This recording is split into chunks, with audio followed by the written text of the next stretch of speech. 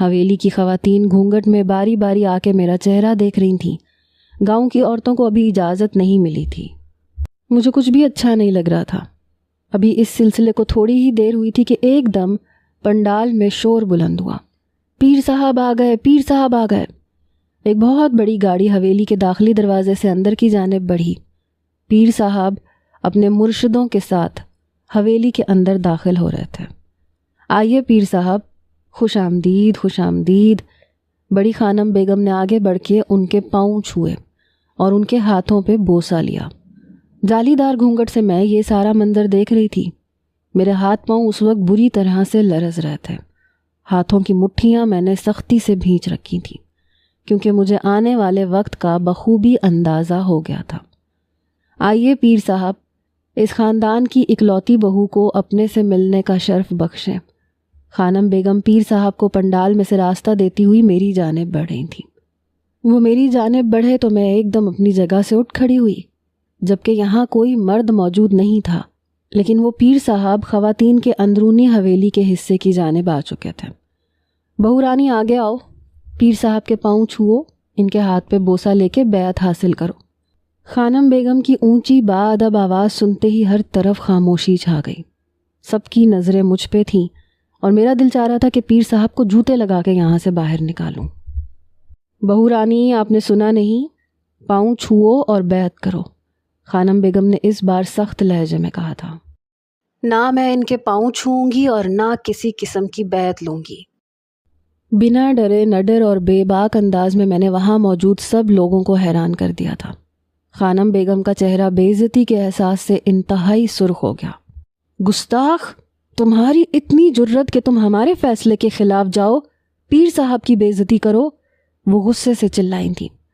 معاف کیجیے گا خانم بیگم، میں آپ کے کسی فیصلے کے خلاف نہیں جا رہی، نہ ہی میرا مقصد کسی کی بے عزتی کرنا ہے، لیکن میں ایک مسلمان ہوں اور میرا ایمان اتنا کمزور نہیں ہے کہ کسی بھی راہ چلتے نامحرم کے پاؤں پڑ جاؤں، اسے بیعت حاصل کر لوں، جس کو یہ تک نہیں پتا کہ جہاں خواتین بیٹھی ہوں وہاں نامحرم نہیں آ سکتے۔ میرے الفاظ پہ اس بار پیر صاحب کو بھی سخت طیش آیا۔ کون ہے یہ لڑکی اور کس نے اسے سردار ساحر خان کی بیوی کے لیے منتخب کیا ہے؟ معاف کیجیے گا پیر صاحب، یہ ساحر علی خان نے اپنے لیے خود پسند کی ہے۔ خانم بیگم کے لہجے میں مجھے نفرت محسوس ہوئی۔ اسے میرے حجرے میں لے کے آؤ، مجھے اکیلے میں بات کرنی ہے اس سے۔ امید کرتے ہیں کہ اس کے بعد یہ میرے پاؤں بھی چھوئے گی اور ہم سے بیعت بھی لے گی۔ تسبیح کے دانوں کو تیزی سے گراتے ہوئے وہ بے باک نظروں سے میرا جائزہ لے رہے تھے۔ جو حکم پیر صاحب۔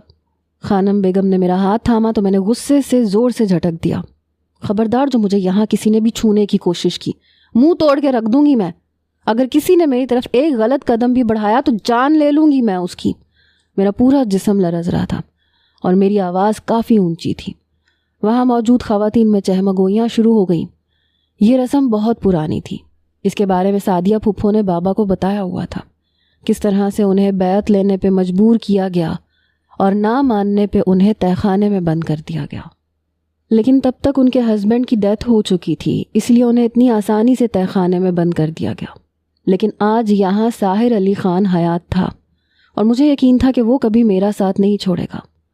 پیر صاحب نے اپنے مرشد کو اشارہ کیا کہ وہ مجھے پکڑے، اور اس سے پہلے کہ وہ آدمی میری طرف آتا میں نے اسے زور سے دھکا دیا۔ اپنا بھاری بھرکم لہنگا اٹھاتے ہوئے میں داخلی دروازے کی جانب بھاگی۔ ابھی میں کچھ قدم ہی اٹھا پائی تھی کہ لہنگے کے پاؤں میں اٹکنے سے میں بری طرح سے زمین بوس ہوئی۔ وہاں موجود سبھی عورتیں میرا تماشا دیکھ رہی تھیں۔ میں نے اللہ سے مدد مانگی، وہی تو تھا جو سب کا سہارا تھا۔ دل سے شدت سے دعا کی کہ میرا ساحر مجھ تک آ جائے۔ اس کے مرشد اور پیروکار نے ہنستے مسکراتے ہوئے میری بے بسی کا مذاق اڑاتے ہوئے جھکتے ہوئے میرا ہاتھ پکڑنا چاہا، لیکن اسی لمحے کسی کے سخت ہاتھ کی گرفت نے اس شخص کا ہاتھ تھام لیا۔ سب کی نظریں اس وجود سے ٹکرائیں۔ میں نے سر اٹھاتے ہوئے اس مسیحا کو دیکھا۔ وہ کوئی اور نہیں، میرا ساحر تھا۔ اسے دیکھتے ہوئے میرے اندر ایک سکون کی لہر دوڑ گئی۔